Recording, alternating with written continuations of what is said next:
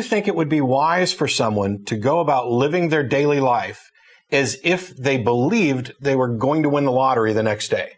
Do you think that that's wise and positive and beneficial?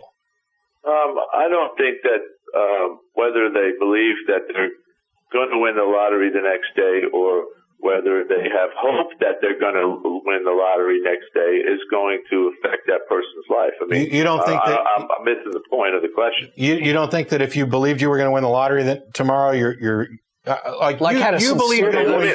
rephrase that. Okay, so what you're telling me is that all the people who play lotto, okay, and try to win $1 million, are playing it thinking that there's no way I'm going to win it. I'm just going to give them this money.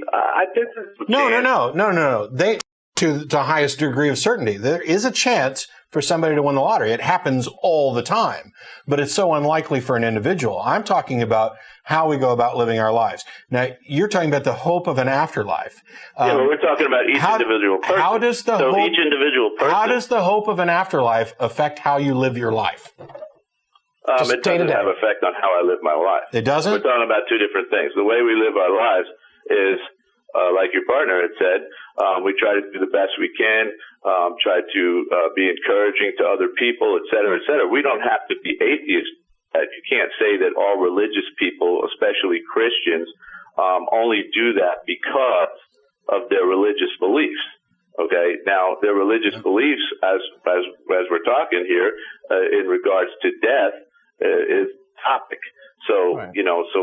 Well, you brought up the hope of an afterlife in a good way or a bad way. It's not because they're an atheist or a Catholic. It's just that's the way they choose to live their life. So he put it very clear, and I agree with that. Okay, so then in the end, really, what we're kind of getting at then is that really all that the hope of an afterlife provides is the hope of an afterlife, and it's exactly. a tacked-on like thing. When I play a lottery, I'm paying $1 and hoping I win $1 billion. Most likely, I'm not. But I think there's more chances that there's going to be an afterlife than there is for me to win the lottery. Now, what makes you think that? Do you follow me? Yeah. Okay. Yeah, now I'm asking you what makes you think that there's a greater chance of an afterlife than to win the lotto. I'd like to know. Because the chances of me winning the lotto are what? 1 in a million? No. 1 in 2 million? 1 in 10 million? 1 in 74 million depends on what you're playing. I mean, it could be astronomical. Okay, numbers. let's pick 1 in 74 million. Okay, I think the chances of there being an afterlife are better than 1 in 74 million. As a matter of fact, based upon what? It's 50-50. Either you're wrong or I'm wrong. So that's 50-50. I got a much better chance of there being an afterlife than there is winning a lottery. Based upon, you might. That's my point exactly. No. I think you're misunderstanding statistics. No. Here,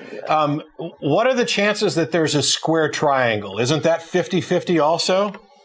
No, we already know there's not a square triangle. Just because you said that there might be a square I understand triangle and I different. agree. I understand and I agree. And I picked that example just to show not having anything to do with whether or not something's possible, but to show that your 50-50 is not the correct odds of an afterlife. Okay, well, you know how I'm showing that it is the correct odds?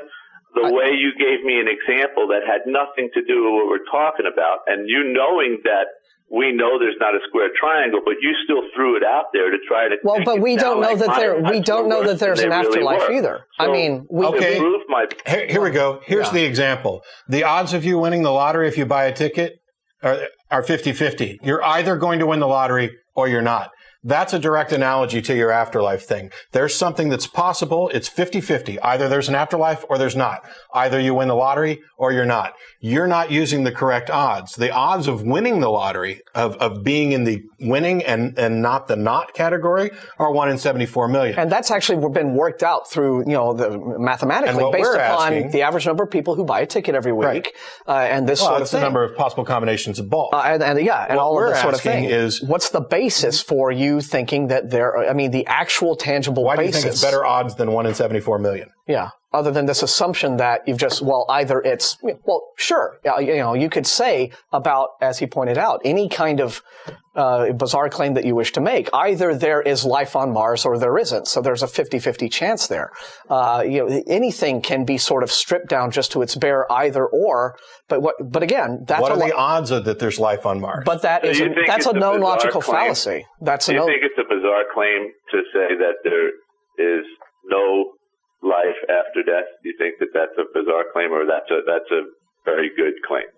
I don't think that the claim that I think is bizarre is the one that comes from like the really devout believers who claim to know that there is without really any way of being able to demonstrate what their basis is for that knowledge other than their belief in a certain kind of scripture.